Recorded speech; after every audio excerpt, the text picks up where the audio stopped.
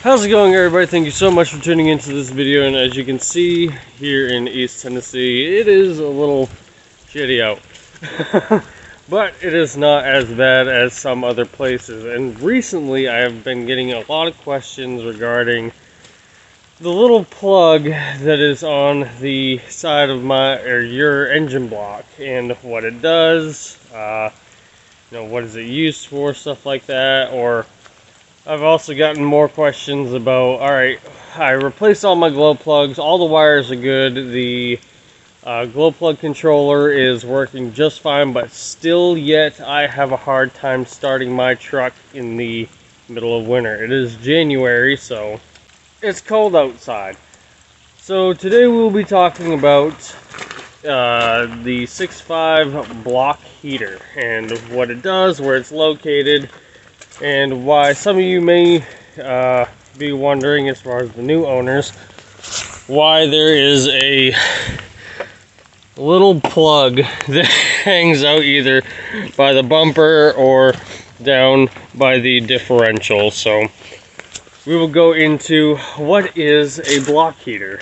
So a block heater does exactly what it essentially says it does. It preheats the engine block, or warms the engine block, keeps it warm overnight. That way it allows for easy starts in the morning.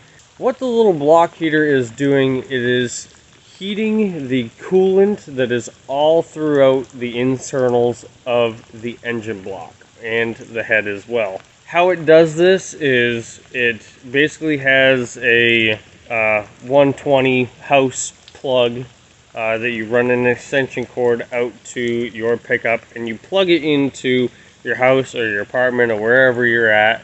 It then uses that voltage and current to allow the block heater in order to more or less get nice and hot. Much like a glow plug does when you cycle the key, the block heater will keep it continuous, if you will, and it will prevent the engine from cooling down. Now, why is this so important on a diesel as far as cold starts goes? I thought diesels fire off compression. Well, they do, but sometimes they need a little assistance in preheating the air. So much like the glow plugs, they use it to preheat the combustion chamber or pre-combustion chamber on a 6.5 in order to expand the electrons or the molecules in the air-fuel mixture in order to allow for more compression, if you will. As you know, if you paid attention in science, cold air is much more dense than hot air is. So if you can take the same amount of cold air density, heat it up, well, then those molecules start to expand or become electrified, if you will, and that will allow for more compression. A block heater is just allowing it to easily start. It's not the end all be all, it will start. However, it does help with the starting in the colder temperatures.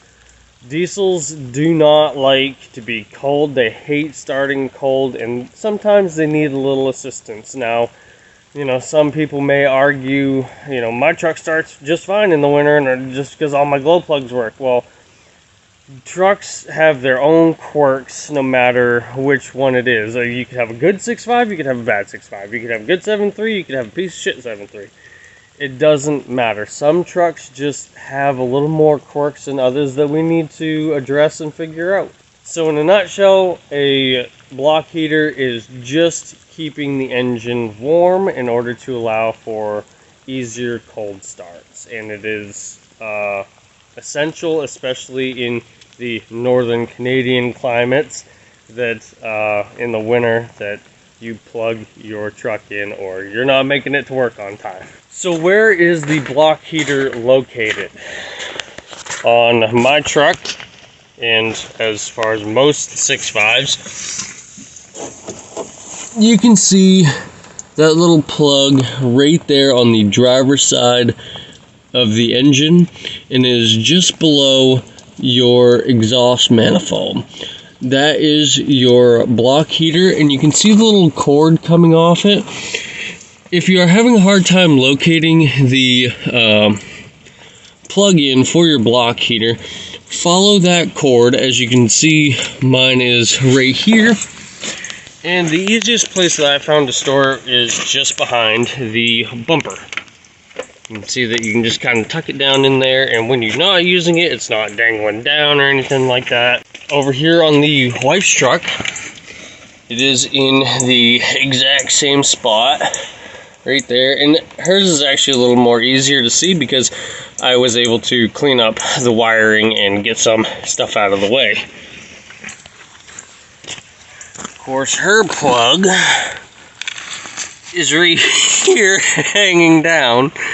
Haven't moved it, and I have no desire to do it today where it is raining. So we are going to go out to the shed, and I'm going to further show you a little more about where it is located, just so you have a better idea of what it may be doing inside. Okay, so this is my 929 block. It is a 6.5 block that I have completely stripped, and it's more or less a project on hold at this point. But you can tell that it is upside down. The crankshaft would be here, and then you'd have your oil pan. And on the side of the engine, you have these little frost plugs. On this would be the driver's side, you have 2 frost plugs, and then you have this open hole. This open hole is what we just saw on mine and my wife's truck. That is where your block heater would go, and unfortunately I wind up throwing the block heater away before this video about a month ago, but this can give you a better idea of maybe what it's doing. So behind each one of these frost plugs there is active coolant, or just coolant sitting in the block. The block heater would then go inside here. Let's see if I can get a decent shot of the internals. As you can see, I have yet to clean it up, and there's some old crusty coolant inside of this coolant passage. So where all the schmutz is, there would initially be coolant. That block heater is more or less, well, I'll put a picture right here as I've done throughout the video, and it goes inside of the coolant passage, and it's basically just heating up all the coolant located inside the block on both sides. And then you have these little water jacket ports underneath the heads, and that go up into the heads. So coolant is flowing all through the head on both sides, and is also flowing through the block. That one little block heater is bringing the coolant temperature up to temper in order to allow for easier cold starts. In order to change your block heater, this is kind of a more or less labor intensive deal, because sometimes that block heater can get pretty corroded and really gummed up and be kind of a pain in the butt to remove. First course of action would be to drain all of the coolant. Now, before you put coolant back in, make sure it is 50-50 mixed. I don't care whether you use green or red or orange or anything like that. If you dump all the coolant out of it, it is just smart or a good idea to go back with brand new coolant that is 50-50 mixed. If you add too much water and not enough coolant, what's going to happen in the winter is the water is going to expand, and it's going to eventually crack your block, especially if it's pure water. Do never use just pure water to fill your coolant system. Always 50-50 mixed. And if you have the extra coin, go with distilled water. I've had no issue using water right out of the garden hose to 50-50 mix the coolant in my trucks. but that's not to say that somebody else hasn't had an issue in the past. So just be sure that you're going back with 50-50, no matter whether you use green or red. Next, there is a little star bit screw on the block heater. You're going to rotate that counterclockwise, and sometimes it's just going to get bound up. Your next course of action, if it is to bind up, is to just grab a hammer and a chisel and kind of pry it out of there. Make sure that you don't leave the old block heater in there. You just get all of it out. Now sometimes, if you're lucky, it will release. There's two fingers that kind of come like this, or like this, that push on the back side of that engine block. What that's doing is it's collapsing them in order to just slide the block heater out. 9 times out of 10 it doesn't always happen that way.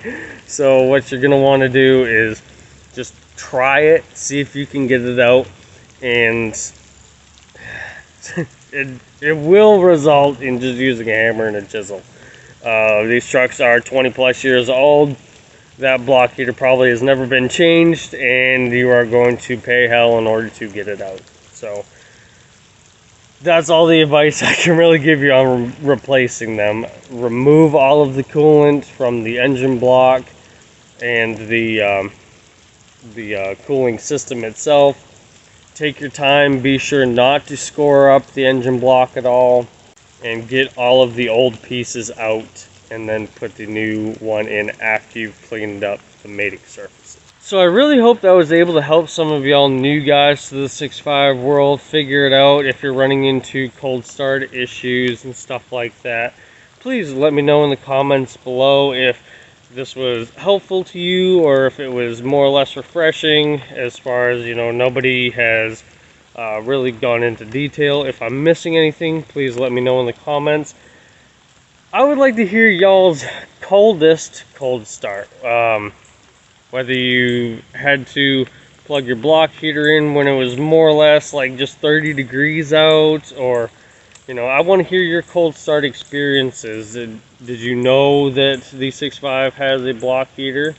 Also, fun fact, diesels aren't the only ones with block heaters. So my wife's old F-150 with a 351 Windsor engine used to have a block heater, and it would not start in the winter without plugging it in. We're back when we lived in Maine. So I want to hear y'all's cold start stories. Maybe if it drops down further and it really starts snowing down here in East Tennessee, I may do a cold start video on my truck, but we'll see. Any questions, comments, concerns, please leave them in the comment section below. If you would like me to make any 6.5 video, please let me know in the comments as well, and I'll be sure to make it. But I'll catch you legends in the next one.